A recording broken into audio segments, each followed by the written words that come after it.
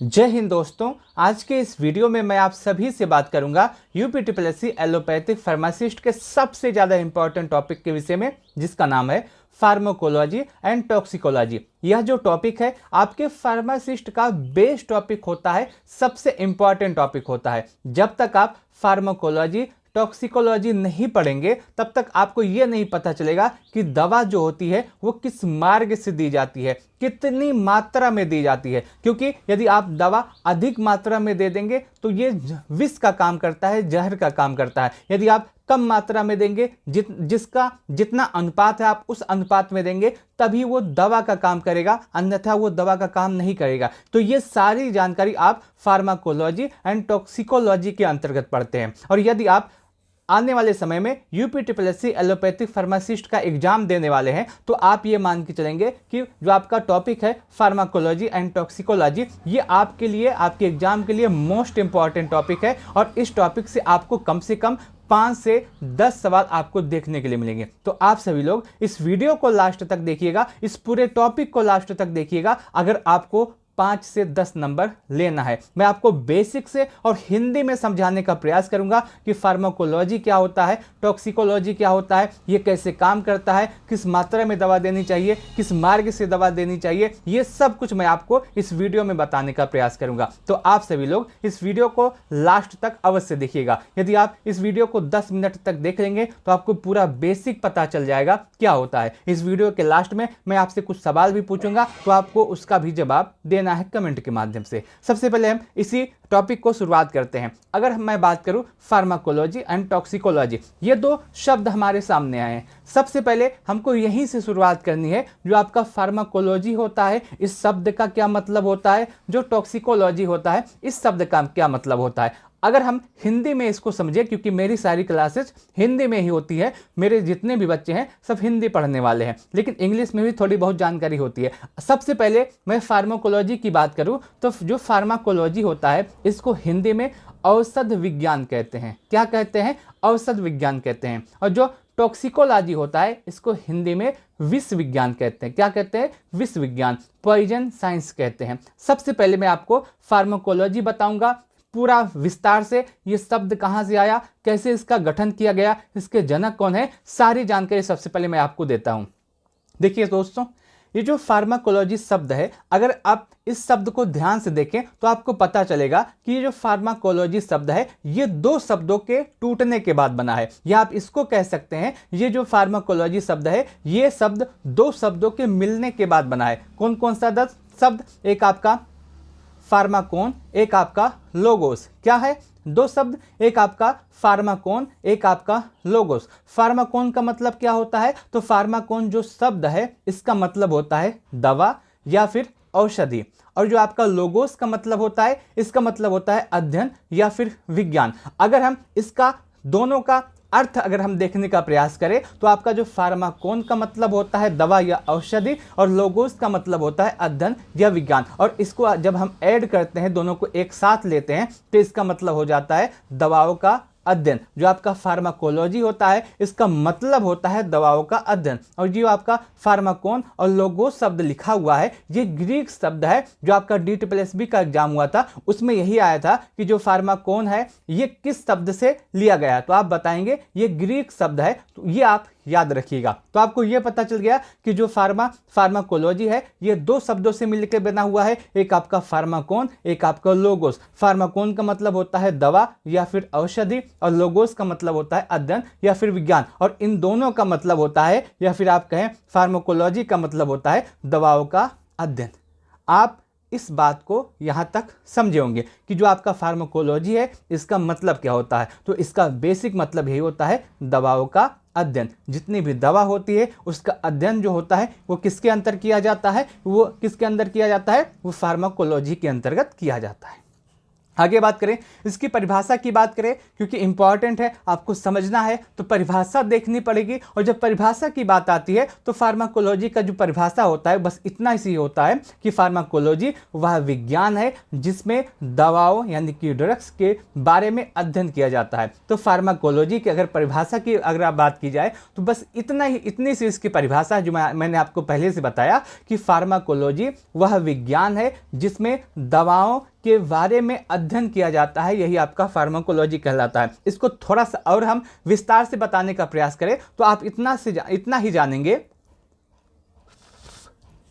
कि जो फार्माकोलॉजी होता है इसमें दवाओं के वैज्ञानिक अध्ययन के विषय में बात की जाती है। जो आपका फार्माकोलॉजी होता है इसमें दवाओं का वैज्ञानिक अध्ययन होता है, उनकी उत्पत्ति कहाँ से हुई, रासायनिक संरचना क्या है, शरीर में कैसे काम करता है, क्या प्रभाव डालता है, उपयोग क्या है और इसके साइड इफेक्ट क्या हो सकते हैं, ये सभी कुछ जो अध्ययन किया जाता है ये किस में किया जाता है, फार्माकोलॉजी में किया जाता है। अगर अब आपसे कभी भी पूछा जाए कि फार्माकोलॉजी में क्या अध्ययन किया जाता है तो आप एक लाइन में बताएंगे कि दवाओं का अध्ययन किया जाता है। अगर आपसे कभी भी यह पूछा जाए कि दवाओं के साइड इफेक्ट या फिर दवा के प्रभाव या फिर दवा की उत्पत्ति या फिर दवा के रासायनिक संरचना का अध्ययन किसमें किया जाता है तो आप बताएंगे फार्माकोलॉजी में इसका अध्ययन किया जाता है।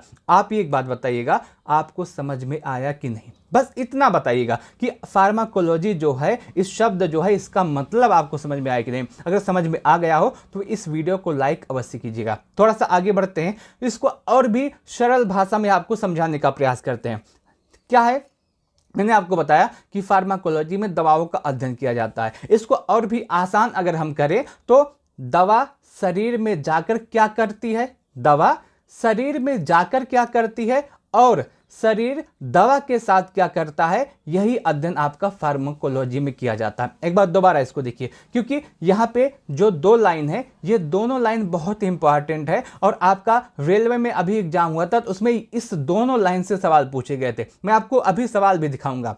क्या है, दवा शरीर में जाकर क्या करती है और शरीर दवा के साथ क्या करता है, यही फार्माकोलॉजी कहलाता है। क्या कहलाता है, फार्माकोलॉजी। मैं इस दो शब्द पे क्यों फोकस कर रहा हूं, आपको अभी इसका मतलब पता चलेगा। क्या है, दवा शरीर में जाकर क्या करती है, पहला चीज, और दूसरा शरीर दवा के साथ क्या करता है। ये जो दोनों शब्द हैं इसका एक शब्द अलग से दिया जाता है। ये जो दोनों लाइन है इसके लिए एक शब्द है और वो शब्द बार बार एग्जाम में पूछा जाता है। क्या होता है, वो शब्द बार बार एग्जाम में पूछा जाता है। मैं इसको थोड़ा सा और विस्तार से बताने का प्रयास करता हूं। देखिए यहां पे क्या लिखा हुआ है, दवा शरीर पर क्या प्रभाव डालती है, दवा शरीर पर क्या प्रभाव डालती है। अगर इसके लिए एक शब्द की बात की जाए तो इसके लिए एक शब्द होता है, उस शब्द का क्या नाम है, उस शब्द का नाम है फार्माकोडायनेमिक्स। क्या है, फार्माकोडायनेमिक्स। दवा शरीर पर क्या प्रभाव डालती है, अगर इसके लिए एक शब्द की बात की जाए तो उस शब्द का नाम है फार्माकोडायनेमिक्स। और एग्जाम में यही पूछा था कि दवा शरीर पर जो प्रभाव डालती है उसको क्या कहते हैं, तो उसको कहते हैं फार्माकोडायनेमिक्स। बहुत ज़्यादा इंपॉर्टेंट है, मैं यहाँ पे एक बार लिख देता हूँ।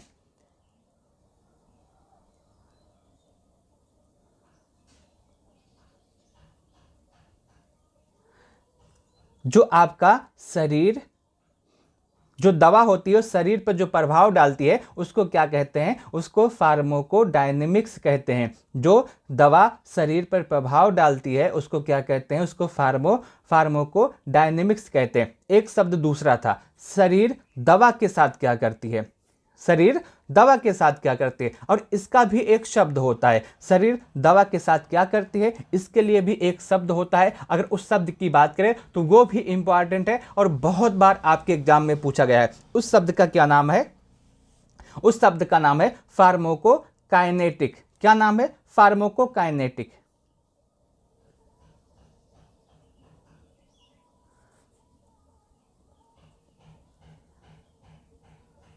क्या नाम है, फार्माकोकाइनेटिक्स।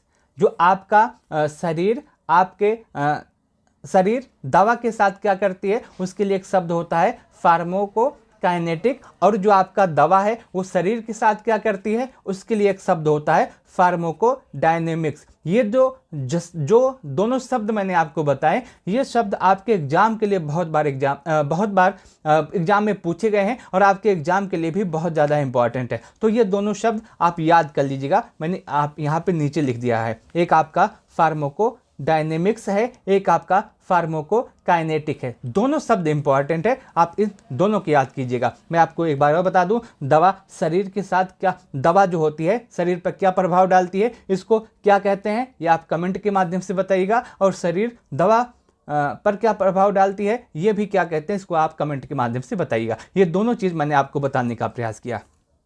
अब इसको हम थोड़ा सा विस्तार से देखते हैं। जो आपका फार्माकोडायनेमिक्स है और फार्माकोकाइनेटिक्स है, इसको हम विस्तार से देखते हैं क्योंकि ये बहुत बार एग्जाम में पूछे गए हैं और विस्तार से देखने में हमको सब कुछ पता चल जाएगा। सबसे पहले आपका आता है फार्माकोकाइनेटिक्स।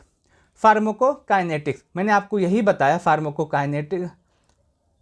फार्माकोडायनेमिक्स के लिए फार्माकोडायनेमिक्स में मैंने आपको यही बताया कि दवा शरीर पर क्या प्रभाव डालती है, इसका अध्ययन हम कहाँ पे करते हैं, फार्माकोडायनेमिक्स में करते हैं। दवा शरीर पर क्या प्रभाव डालती है इसका अध्ययन कहाँ पे करते हैं, फार्माकोडायनेमिक्स में करते हैं। और उसका कार्य करने का तरीका ये भी क्या होता है, फार्माकोडायनेमिक्स में देखा जाता है। उसके बाद आता है फार्माकोकाइनेटिक्स। क्या आता है, फार्माकोकाइनेटिक्स। इसमें क्या देखा जाता है कि शरीर दवा के साथ क्या कर रहा है, इसका अध्ययन कहाँ पे किया जाता है, फार्माकोकाइनेटिक्स में।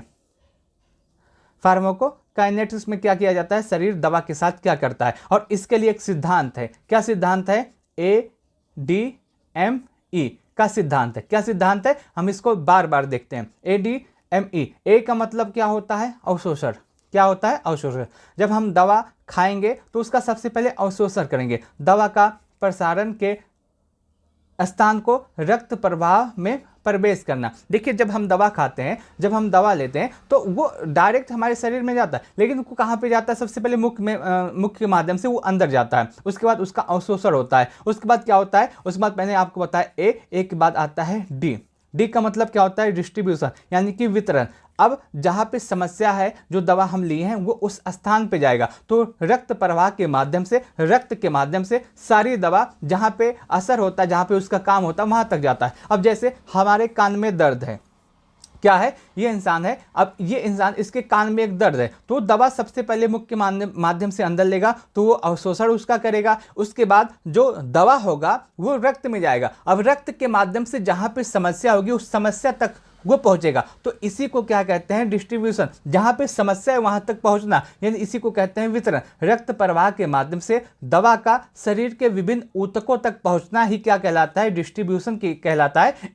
डी में क्या होता है, डिस्ट्रीब्यूशन होता है। इसके बाद आपका आता है एम का मतलब होता है मेटाबॉलिज्म, यानी कि उपापचय, या फिर हम इसको चयापचय भी कहते हैं। शरीर मुख्य रूप से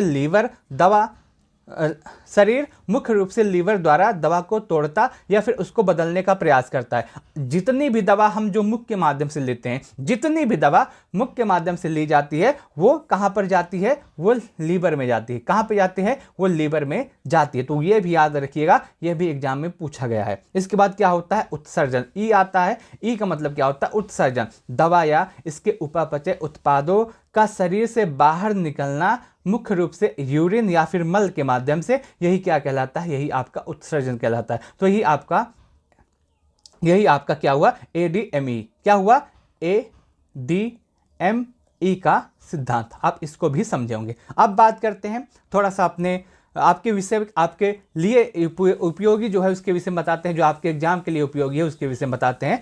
आप जो यह वीडियो देख रहे हैं, इसके डिस्क्रिप्शन बॉक्स में जाएंगे तो वहाँ पे आपको एक टेलीग्राम चैनल का लिंक मिलेगा। क्या मिलेगा, टेलीग्राम चैनल का लिंक मिलेगा, जहाँ पर आप उस लिंक के माध्यम से जाएंगे तो आपको एक टेलीग्राम का चैनल मिलेगा, जहाँ पे आपका जो UPSSC एलोपैथिक फार्मासिस्ट है इसकी पूरी तैयारी करवाई जाएगी। आपको फ्री में क्विज भी दिया जाएगा, आपको नोट्स भी दिए जाएंगे, उसके साथ साथ आपको कुछ जो है प्रैक्टिस सेट भी दिए जाएंगे। तो क्विज यदि आपको देना हो, जो भी वीडियो आप देख रहे हैं, तो उसके लिए आप हमारे टेलीग्राम चैनल पे जा सकते हैं, जहाँ पे आपको क्विज उपलब्ध है। और टेलीग्राम चैनल का जो लिंक है आपको इस वीडियो के डिस्क्रिप्शन बॉक्स में, उसके साथ साथ कमेंट बॉक्स में मिल जाएगा। उसके साथ साथ यदि आप अच्छे से तैयारी करना चाहते हैं और यदि इस बार एलोपैथिक फार्मासिस्ट में अपनी जॉब लेना चाहते हैं, तो आप हमारे पेड क्लासेस को ज्वाइन कर सकते हैं। हमारे पास 2 पेड क्लास हैं। एक आपका पेड क्लास है यदि आप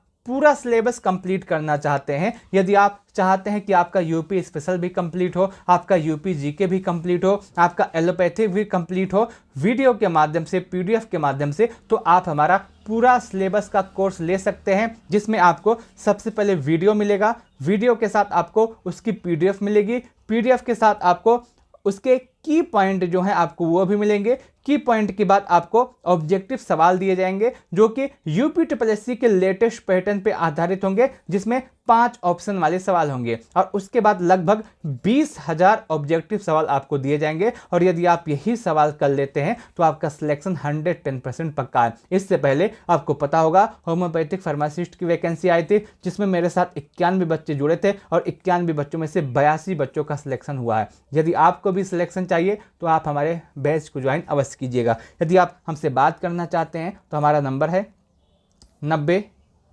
26 92 73 15। इस नंबर पे मैसेज या कॉल कर सकते हैं। मैं आपको अपनी जितनी भी समस्या आपकी है उन सभी समस्या के विषय में आपको जानकारी दूंगा। नंबर है 90 26 92 73 15।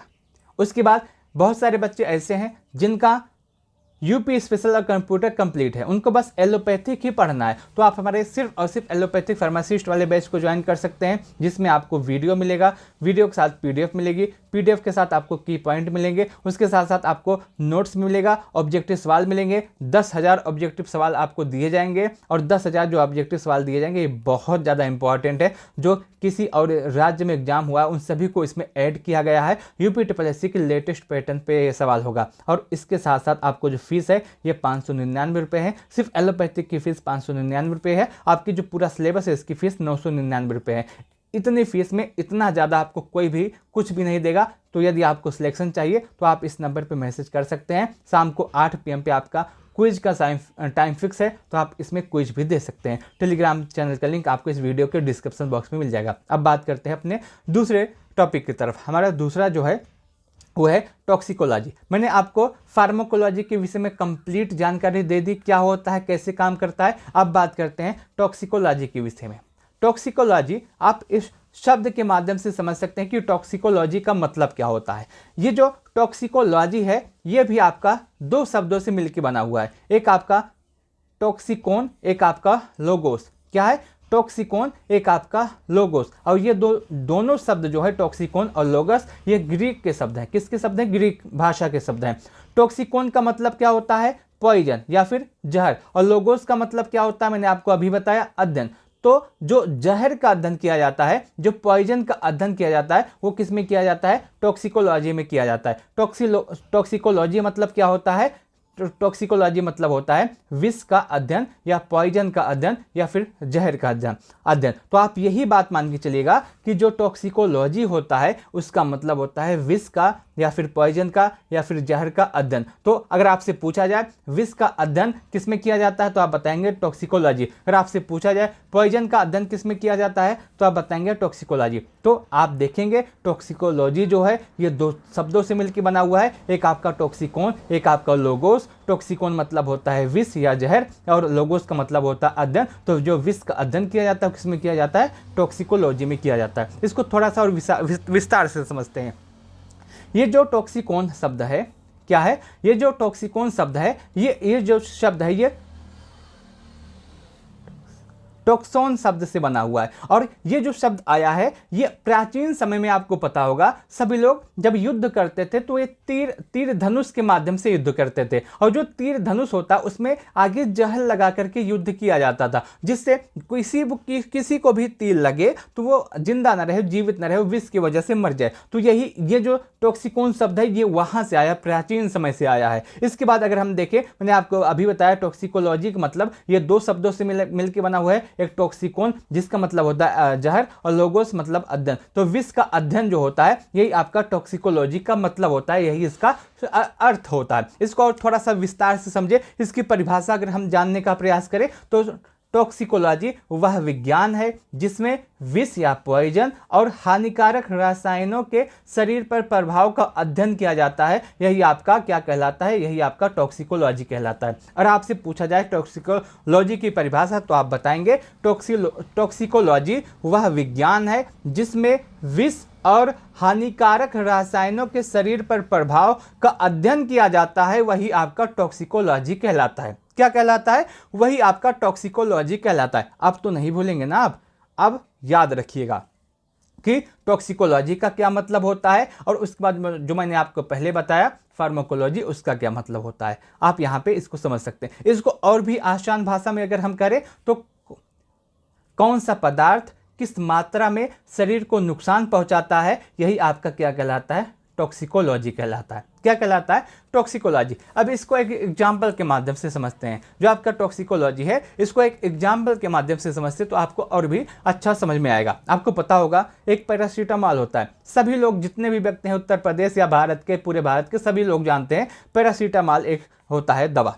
अगर हम पैरासीटामॉल सही मात्रा में लें तो क्या करता है? बुखार को सही करता है। क्या करता है? बुखार को सही करता है। लेकिन अगर हम पैरासीटामॉल अधिक मात्रा में ले लें, बहुत ज़्यादा ले लें, तो क्या करता है? लीवर को नुकसान पहुंचाता है। यही आप समझ सकते हैं सही मात्रा कितना ज़्यादा इंपॉर्टेंट होता है आपके फार्मासिस्ट में। अगर आप फार्मासिस्ट बन गए, किसी को पैरासीटामॉल एक दिन में 5 या 6 या 7 खाने को दे दें और लगातार वो इतना खाता है तो उसका जो लीवर होता है वो डैमेज हो जाएगा। यही आप समझेंगे फार्माकोलॉजी और टॉक्सिकोलॉजी में कि विष क्या होता है और दवा क्या होती है। कितनी मात्रा में दी जाए तो दवा का काम करे और कितनी मात्रा में दी जाए तो विष का काम करे, यही आपको इसमें अध्ययन करना है। मैंने आपको एग्जाम्पल के माध्यम से बताया पैरासीटामॉल यदि आप इसको सही मात्रा में देंगे तो ये दवा का काम करेगा, आपका जो बुखार है इसको सही करने का काम करेगा। लेकिन यदि आप पैरासीटामॉल को अधिक मात्रा में देंगे तो लीवर को नुकसान पहुंचाने लगेगा। क्या करेगा? लीवर को नुकसान पहुंचाने लगेगा। ठीक है, आगे अगर हम बात करें, एक बहुत ज्यादा इंपॉर्टेंट यहां पे एक सवाल आता है और ये आपका DSSB में, रेलवे में आपका जो एग्जाम हुआ है और उसके साथ साथ बिहार में एक एग्जाम हुआ, तीनों एग्जाम में ये सवाल पूछा गया था। क्या पूछा गया था? ये सवाल पूछा गया था और इस सवाल में क्या था कि आधुनिक टॉक्सिकोलॉजी का जनक कौन है, ये सवाल था। आधुनिक टॉक्सिकोलॉजी का जनक कौन है, और आपको इस सवाल का जवाब कमेंट के माध्यम से बताना है। आप कहीं से भी खोज के इस सवाल का जवाब दे सकते हैं, कहीं से भी दीजिए, बस आप इस सवाल का जवाब कमेंट के माध्यम से दीजिएगा। ठीक है, आगे बात करें।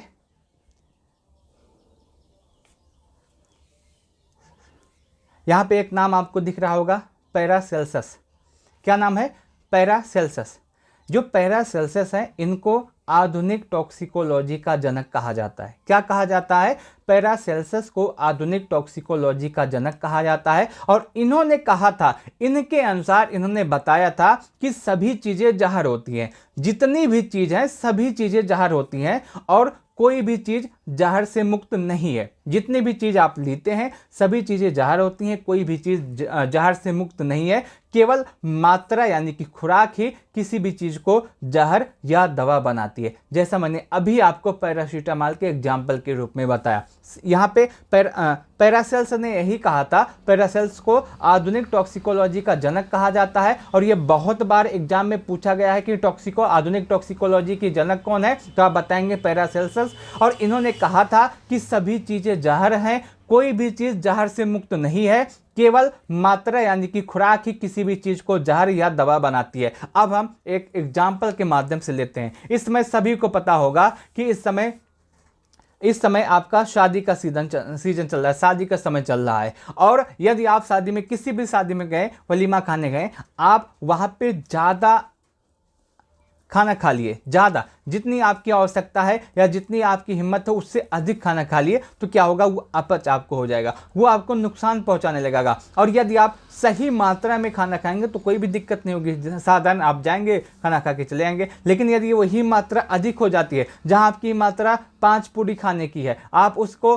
20 पूड़ी ले जाते हैं तो वो नुकसान पहुंचाएगा और दूसरा दिन जो आपका होगा वो पूरा दिन आपका दौड़ते ही बीतेगा। यही आपका टॉक्सिकोलॉजी है, कितनी मात्रा में ली जाए, कितना कि वो सही रहेगा, यही आपको बताता है। और पैरासेल्सस जो है ये इनको आधुनिक टॉक्सिकोलॉजी का जनक कहते हैं। ये याद रखिएगा, बहुत बार एग्जाम में पूछा गया।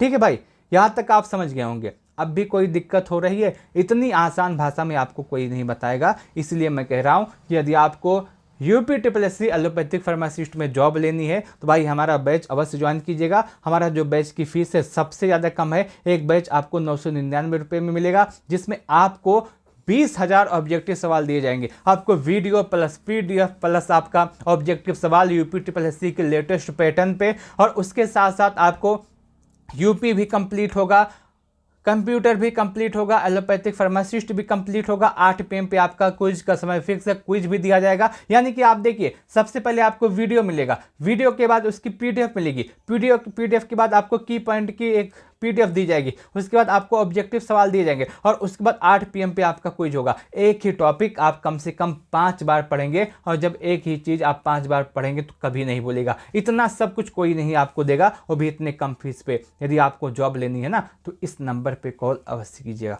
आपका सिलेक्शन पक्का हो जाएगा। और यदि आपका पूरा सिलेबस कंप्लीट है, आपको सिर्फ एलोपैथी की पढ़ना है, तो उसकी फीस मात्र 599 रुपये है, जिसमें आपको एलोपैथिक का video plus PDF plus key point plus hand written notes, और आपको 10,000 ऑब्जेक्टिव सवाल दिए जाएंगे, जो कि सबसे ज़्यादा इंपॉर्टेंट है। तो ये जो नंबर है 9026927315, आप इस पर कॉल करके या मैसेज करके अपना एक सीट पक्का कर सकते हैं। ये मैंने आपको बताया, मैंने आपको विस्तार से बताने का प्रयास किया कि फार्माकोलॉजी क्या होता है, टॉक्सिकोलॉजी क्या होता है। आप ये दोनों समझे होंगे, दोनों विस्तार से समझे होंगे, अब तो आपको नहीं भूलेगा क्या होता है। अब बात करते हैं आपके सिलेबस के विषय में। फार्माकोलॉजी और आपका जो टॉक्सिकोलॉजी है, उसके बाद आपको एक टॉपिक मिलेगा, दवाओं के प्रशासन के मार्ग।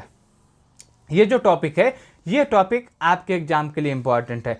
आप यदि फार्मासिस्ट हैं तो आपके लिए इंपॉर्टेंट है, क्योंकि जनरल में ये चीज़ें काम आती हैं, बहुत ज़्यादा इंपॉर्टेंट है। हम इसको समझने का प्रयास करते हैं कि ये होता क्या है। अगर हम बात करें route of administration of drugs, यानी कि आप इसको समझे, इस शब्द का मतलब समझे। रूट मतलब क्या होता है, रास्ता या मार्ग। उसके बाद एडमिनिस्ट्रेशन मतलब क्या होता है, पहुंचाना। और ड्रग्स मतलब क्या होता है, दवा, यानी कि दवाओं को शरीर में पहुंचाने का जो तरीका होता है, वही आपका दवाओं के प्रशासन के मार्ग के अंतर्गत आता है। दवाओं के प्रशासन के मार्ग यानी कि route of administration of drugs में क्या पढ़ेंगे कि दवा को शरीर के अंदर कैसे पहुंचाना है, उसके रास्ते क्या क्या है, उसका तरीका क्या है। यही अध्ययन हम दवाओं के प्रशासन के मार्ग में पढ़ेंगे। ठीक है, अगर हम देखें तो सबसे पहले आप यहाँ पे एक फोटो देख पा रहे होंगे। इस फोटो को आप विस्तार से ध्यान से देखिए। सबसे पहले हम दवा लेंगे, कोई भी, जैसे एक पैरासीटामॉल है या कोई दवा है। सबसे पहले क्या होगा, मान लेते हैं दवा है, इसको सबसे पहले हम ओरल मुख के माध्यम से लेंगे, तो यह जाएगा आपके पेट में जाएगा। पेट में जाने के बाद वो टूटेगा, खंड खंड टुकड़ों में टूटेगा। उसके बाद वो टूटने के बाद वो आपके लीवर में जाएगा। लीवर में जाने के बाद वो रक्त में घुल जाएगा, और रक्त में घुलने के बाद वो शरीर के विभिन्न अंगों में जाएगा जहां उसकी आवश्यकता है, जहां उसकी ज़रूरत है। मान लेते हैं कोई एक व्यक्ति है जिसको हाथ में दर्द है। क्या है, जिसको हाथ में दर्द हो रहा है, अब कोई व्यक्ति है जिसके हाथ में दर्द हो रहा है, उसको दवा लेनी है। अब देखते हैं, ये दवा लेता है, सबसे पहले वो ओरली मुख के माध्यम से लेगा, पेट में जाएगा, पेट में खंड खंड टूटेगा, टूटने के बाद लीवर में जाएगा, लीवर के में जाने के बाद वो रक्त में घुलेगा, रक्त में घुलने के बाद कहाँ पे जाएगा, जहाँ पे वो दर्द हो रहा है वहाँ के आसपास जाएगा, वहाँ पे दर्द खत्म करने का प्रयास करेगा। भैया बस यही है, इतना ही सिंपल होता है भाई, इसमें कोई भी दिक्कत नहीं, इसमें अब आपको कोई भी दिक्कत नहीं होगी। जो दवा देने का रास्ता है और दवा कैसे काम करता है आप इसको समझेंगे। अब हम समझते हैं जो आपका टॉपिक है, इसके माध्यम से आप इस फिगर को देख पा रहे होंगे। ये पूरा आपका दवा कैसे ली जाती है, उसका रास्ता है, कितने तरीके से ली जाती है उसका रास्ता है, आप इसको समझिए। ये बहुत ज़्यादा इंपॉर्टेंट है और इस टॉपिक से अगर कोई भी सवाल आएगा तो इससे बाहर नहीं आएगा। जो ये आप देख रहे हैं फिगर के माध्यम से, इससे बाहर नहीं आएगा। यही सबसे ज़्यादा इंपॉर्टेंट है, यही सबसे ज़्यादा ज़रूरी है आपके एग्जाम के लिए। दवा लेने के बहुत सारे तरीके होते हैं, बहुत सारे तरीकों से दवा दी जाती है। जैसे अगर कोई व्यक्ति है, जैसे कोई व्यक्ति है, अब उसका हाथ जो है, ये हाथ में उसके कुछ हो गया है, जैसे उसके हाथ में जलन हो रहा है या फोड़ा हो गया या फुंसी हो गया, तो क्या करेगा, वो दवा लेगा, दवा बस इतने ही स्थान पे लगाएगा जहां पे उसका दिक्कत, वहीं पे लगाएगा और वो यहीं पे वो सही करने का प्रयास करेगा। और जब एक दवा एक निश्चित स्थान पे लगाई जाती है और वो वहीं सही करता है तो उसको लोकल कहा जाता है। क्या कहा जाता है, लोकल, या फिर आप इसको कह सकते हैं स्थानीय प्रभाव वाली दवा। क्या कह सकते हैं, स्थानीय प्रभाव वाली दवा। और उसके बाद आपका अगर हम देखें तो दूसरा आपका जो यहां पे लिखा हुआ है सिस्टमिक प्रभाव वाली दवा। सिस्टमिक प्रभाव वाली दवा, इसको जो मान लेते हैं आपका जो कान है, आपके कान में दर्द हो रहा है, आप दवा लेंगे, ओरली लेंगे तो पेट में जाएगा, वो कान में थोड़े ना लगाएंगे, तो ओरली लेंगे पेट में जाएगा, पेट में जाने के बाद वो कान तक जाएगा, वो सही करेगा। यही आपका सिस्टमेटिक, आपका प्रभाव वाली दवा होती है। लोकल दवा क्या होती है, एक निश्चित स्थान पे लगाते हैं। मान लेते हैं आपका फेस है, आपके फेस में आपको अपने फेस को सुंदर करना है, गोरा करना है, तो फेस में ही आप कोई दवा लगाएंगे ना। फेस में जब आप कोई दवा लगाएंगे तो वही लोकल दवा होती है, लोकल दवा होती है जो फेस के लिए काम करती है, यही आपका लोकल होता है। और सिस्टमेटिक क्या होता है, जब आप पेट के माध्यम दवा ओरली लेते हैं, पेट में जाता है, पेट में जाने के बाद वो और जो नुकसान होता है उस स्थान पर जाता है, वही आपका क्या होता है, वही आपका होता है सिस्टमेटिक दवा। और जो सिस्टमेटिक दवा होती है बहुत प्रकार के होते हैं, बहुत सारे होते हैं। जो आपका इंजेक्शन होता है वो भी इसी में आता है। जितने भी इंजेक्शन होते हैं, चाहे आईवी हो या फिर आपका इंटरडर्मल हो या फिर आपका सबक्यूटेनियस हो, कोई भी इंजेक्शन हो, सब इसी के अंतर्गत आता है। और उसके बाद आप जो ओरली दवा लेते हैं या फिर आप रेक्टल जो दवा लेते हैं वो भी इसी के अंतर्गत आता है। तो सबसे ज़्यादा important route of drug administration में सबसे ज़्यादा इंपॉर्टेंट यही आपका होता है सिस्टमेटिक प्रभाव वाली दवा। ठीक है, हम इसको एक एक करके हम समझने का प्रयास करते हैं, एक एक करके हम इसको पढ़ते हैं, जिससे आपको कोई भी दिक्कत ना हो और आपको यह पूरा टॉपिक समझ में आ सके। सबसे पहले क्या आता है, सबसे पहले हम इसको समझेंगे। सबसे पहले आपका आता है लोकल रूट, यानी कि आपका लोकल रूट वाली दवा। मैंने आपको बताया था भी, लोकल रूट का मतलब क्या होता है। पहले लोकल रूट को हम समझते हैं। देखिए, कोई भी व्यक्ति है, ये कोई फिगर नहीं है, फिगर मान लेते हैं कोई व्यक्ति है, ये आपका व्यक्ति है, ठीक है भाई, ये व्यक्ति है।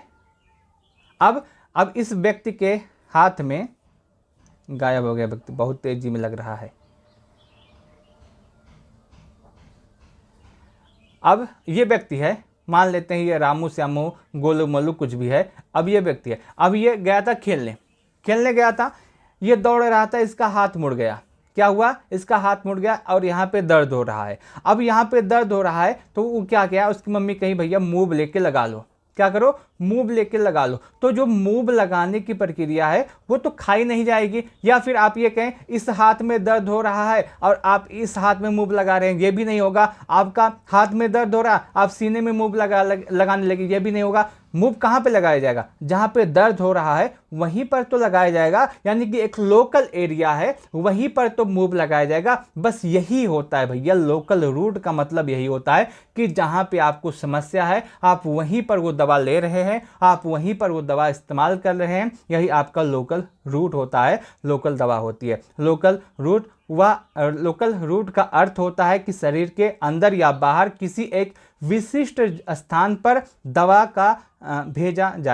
को भेजा जाए। जैसे मैंने एग्जाम्पल के तौर पर बताया कि किसी व्यक्ति के हाथ में दर्द हो रहा है, हाथ में मोच आ गई है, तो मूव जो लगाएगा वो इस स्थान पे लगाएगा जहाँ पे दर्द हो रहा है, वो पूरे शरीर में नहीं लगाएगा। ठीक है, आप एग्जाम्पल के माध्यम से इसको समझे होंगे। उसके बाद अगर इसको और थोड़ा सा विस्तार करके समझें, लोकल रूट में दवा एक विशिष्ट स्थान के लिए कार्य करती है जहां उसे भेजा जाता है या लगाया जाता है। एग्जाम्पल के तौर पे मैंने आपको बताया, जैसे मूव हुआ, मूव आपको जिस स्थान पे दर्द हो रहा है आप वहीं पे लगाएंगे। जैसे आपको विटाडिन हो गया, विटाडिन एक दवा होती है। मान लेते हैं किसी के पैर में एक फोड़ा हुआ है, फुंसी हुआ है। अब यहाँ पे वो दवा लगाएगा, यहाँ पे वो दवा लगाएगा, विटाडिन वहाँ पे वो इस फोड़े पे लगाएगा, तो इसी के लिए काम करेगा ना। विटाडिन अगर इस फोड़े के लिए लगा रहा है, यहीं पे लगा है, तो इसी के लिए काम करेगा। यही आपका लोकल होता है। क्या होता है? यही आपका स्थानीय प्रभाव वाला दवा होता है। आप इसको समझे होंगे। लोकल रूट,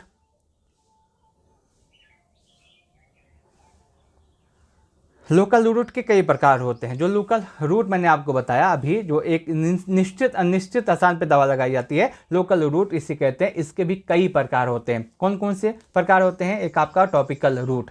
क्या होता है? एक आपका टॉपिकल रूट होता है। क्या होता है? Topical route. इसको हम समझते हैं टॉपिकल रूट क्या होता है।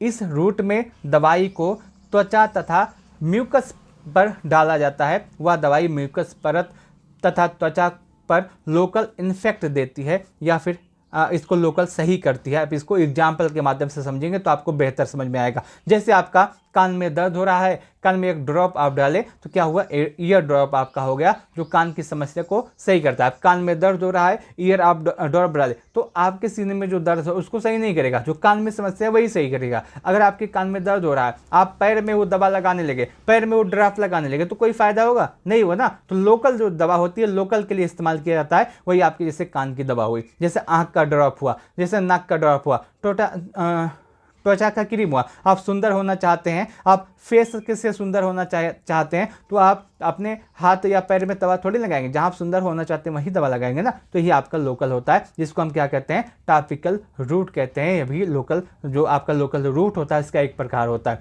दूसरा प्रकार एक होता है आंतरिक रूट। आप इस शब्द से समझ रहे होंगे डीपर टिश्यू के माध्यम से, आंतरिक ऊतक या डीपर टिश्यू। अगर हम इसको डीपर मतलब समझे, आंतरिक मतलब समझे, अंदर की बात होती है, अंदर की बात होती है। आपको एक सवाल आ सकता है कि जब लोकल दवा है तो ये अंदर कैसे जा रही है? अंदर जा रही है तो हो सकता है कि अंदर से देने वाली दवा हो। नहीं भैया, जैसे एग्जाम्पल के तौर पे आप समझे तो आप आंतरिक ऊतक या फिर डीपर टिश्यू को अच्छे तरीके से समझ पाएंगे। मान लेते हैं किसी व्यक्ति को, एग्जाम्पल में किसी व्यक्ति को रामू श्यामू गोलू मोलू छोटू मोटू चाहे जो भी हो, किसी व्यक्ति को उसके हाथ में इन्फेक्शन हो गया है, उसके हाथ में यहाँ पे एक फोड़ा हो गया है, ठीक है। अब दवा के माध्यम से उसको सही नहीं हो रहा है। अब उसका ये जो इन्फेक्शन हुआ है, जहाँ पे घाव हुआ है या जहाँ पे चोट लगी या फिर जहाँ पे फोड़ा हुआ है, फुंसी हुआ है, उसको कट करके उसका ऑपरेशन, छोटा सा ऑपरेशन करके उसको ठीक करना है। अब ऑपरेशन करने से पहले सभी को पता होगा लोकल एनेस्थीसिया दिया जाता है, जिससे उसका ये स्थान शून्य हो सके जहाँ पे उसका ऑपरेशन करना है। तो जो लोकल एनेस्थीसिया होता है, जो शून्य करने की दवा होती है, उसको जिस स्थान पे उसका ऑपरेशन होता है वहीं तो इंजेक्ट किया जाता है, उसी के आसपास तो इंजेक्ट किया जाता है। वही आंतरिक ऊतक हुआ, क्योंकि इसको अंदर दिया जाता है। किसी का ऑपरेशन करना है तो उसको उस स्थान पे जहाँ पे ऑपरेशन करना है वहाँ पे क्या करते हैं? इंजेक्शन के माध्यम से दवा अंदर जाती है, तब वो ठीक करती है, उस स्थान को शून्य कर देती है, जिससे कोई भी दिक्कत ना हो। लोकल एनेस्थीसिया उसको दे करके उसका ऑपरेशन किया जाता है। यही आपका हुआ क्या? आंतरिक ऊतक, जिसे हम डीपर टिश्यू कहते हैं। बस इतना बताइए, समझ में आ रहा है या नहीं?